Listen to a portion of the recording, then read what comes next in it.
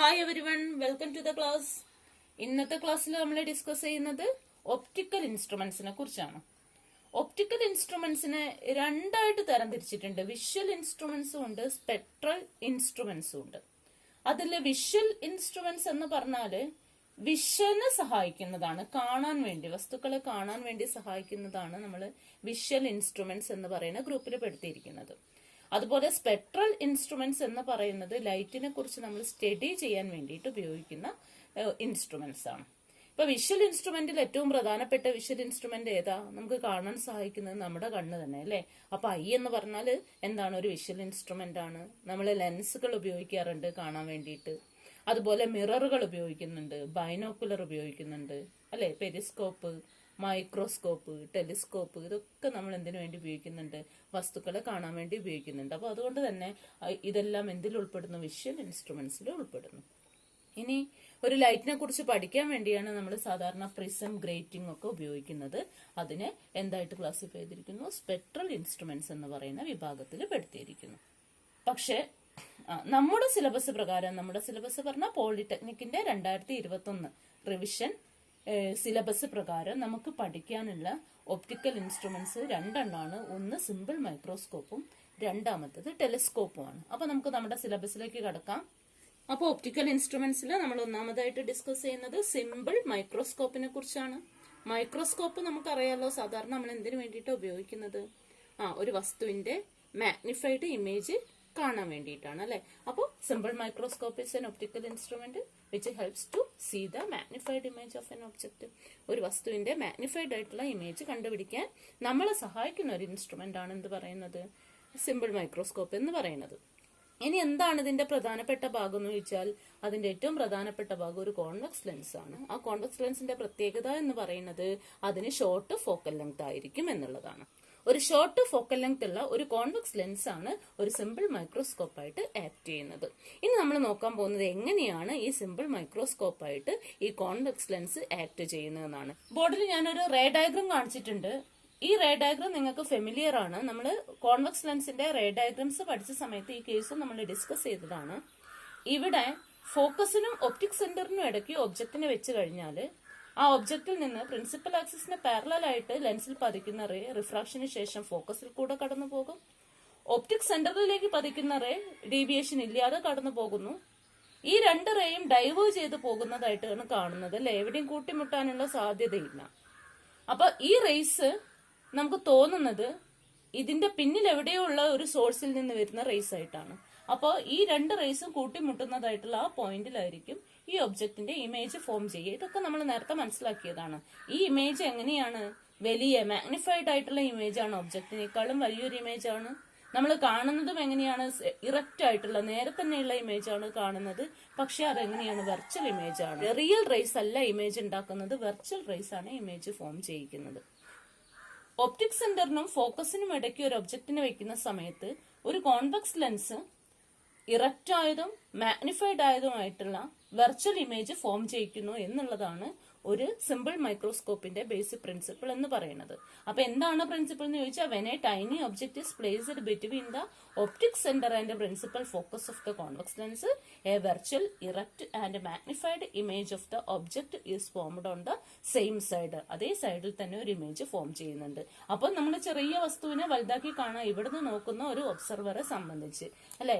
ഈ ഒരു ഭാഗത്തുനിന്ന് നോക്കുന്ന ഒരു ഒബ്സർവറെ സംബന്ധിച്ച് എങ്ങനെ കാണുമെന്നാണ്? ഈ ഇമേജിനെ ഇവിടെ കാണും, വലിയതായിട്ട് ഇമേജ് കാണാൻ പറ്റും. അപ്പൊ ഇതാണ് ഒരു സിമ്പിൾ മൈക്രോസ്കോപ്പിന്റെ ബേസിക് പ്രിൻസിപ്പിൾ എന്ന് പറയുന്നത്. ഇനി സിമ്പിൾ മൈക്രോസ്കോപ്പിന്റെ മാഗ്നിഫിക്കേഷൻ എത്രത്തോളം വലുതാക്കി ഇതിനെ കാണിക്കുന്നുണ്ടെന്ന് നമുക്ക് അറിയണ്ടേ അല്ലെ.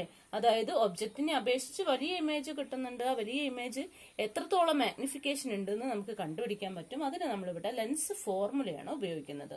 അപ്പൊ നിങ്ങൾക്കറിയാം, ലെൻസ് ഫോർമുല നമ്മൾ പഠിച്ചിട്ടുണ്ട്. 1/f is equal to 1/v minus 1/u നമ്മൾ പഠിച്ചിട്ടുണ്ട്. കൂടാതെ മാഗ്നിഫിക്കേഷൻ നമ്മളൊരു ഫോർമുല പഠിച്ചിരുന്നു. എന്തായിരുന്നു? HI/HO അല്ലെ.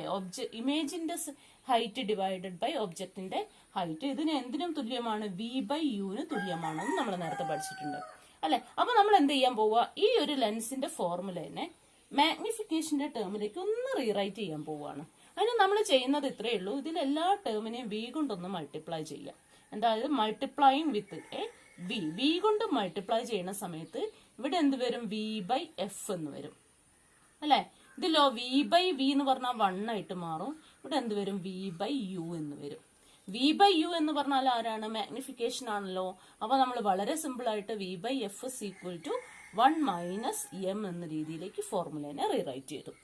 ഇനി നമ്മൾ എന്താണ് ആ ഇക്വേഷനെ എങ്ങനെയാണ് മാറ്റാൻ പോകുന്നത് ഒന്ന് ശ്രദ്ധിക്കുക.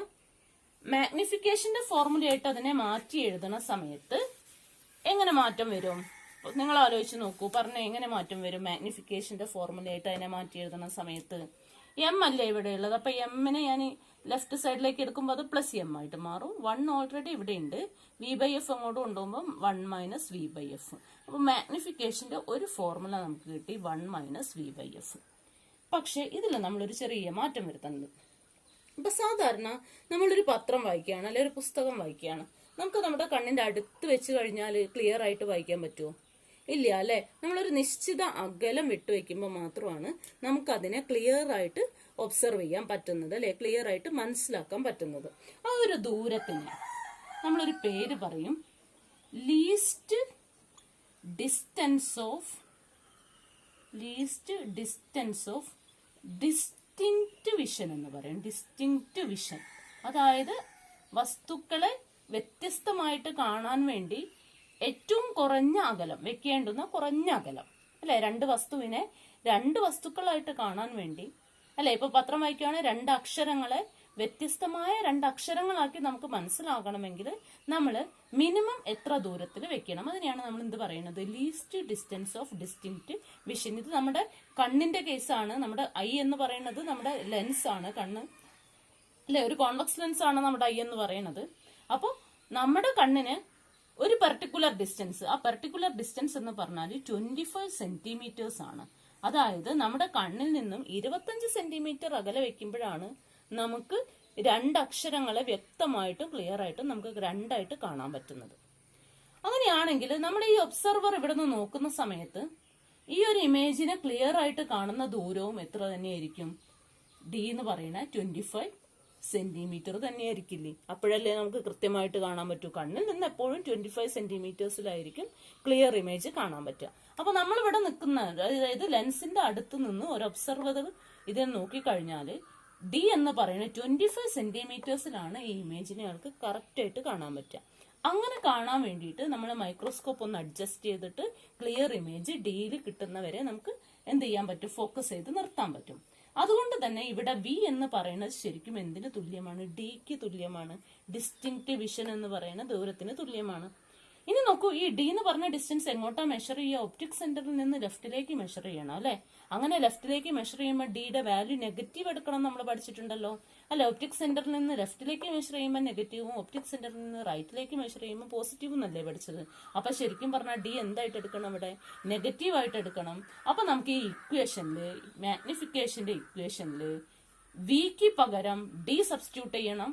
സബ്സ്റ്റിറ്റ്യൂട്ട് ചെയ്യുന്ന ഡി മൈനസ് ഡിയും ആയിരിക്കണം അല്ലെ. മൈനസ് ഡി ബൈ എഫ് എന്ന് എഴുതണം. അപ്പൊ ഇക്വേഷൻ എങ്ങനെ മാറും? 1 പ്ലസ് ഡി ബൈ എഫ് എന്നായിട്ട് മാറും.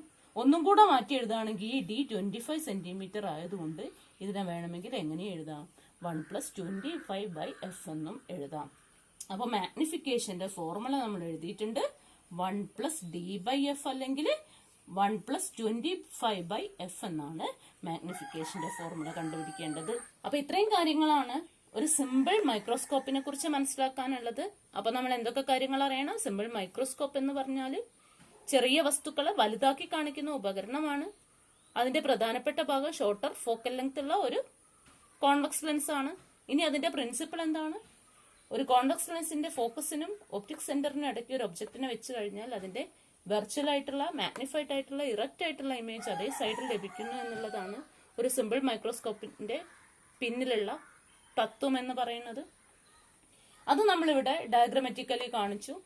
അതിന് നമ്മൾ ലെൻസ് ഫോർമുലയും മാഗ്നിഫിക്കേഷന്റെ ഫോർമുലയും കൂടെ ഉപയോഗപ്പെടുത്തിക്കൊണ്ട് മാഗ്നിഫിക്കേഷൻ ഒരു ഫോർമുല ഡിറൈവ് ചെയ്തു. That is 1 plus d by f. ഇവിടെ ഡി എന്ന് പറയുന്നത് least distance of distinct vision എന്നാണ് അറിയപ്പെടുന്നത്. അതിനൊരു വാല്യൂ ഉണ്ട് 25 സെന്റിമീറ്റേഴ്സ്. ഓക്കെ, അപ്പൊ ഇന്നത്തെ ക്ലാസ്സിൽ നമ്മൾ ഇത്രയും കാര്യങ്ങൾ ഡിസ്കസ് ചെയ്യുന്നു. അടുത്ത ക്ലാസ്സിൽ അടുത്ത ഒപ്റ്റിക്കൽ ഇൻസ്ട്രുമെന്റ്സുമായിട്ട് കാണാം. Okay, thank you.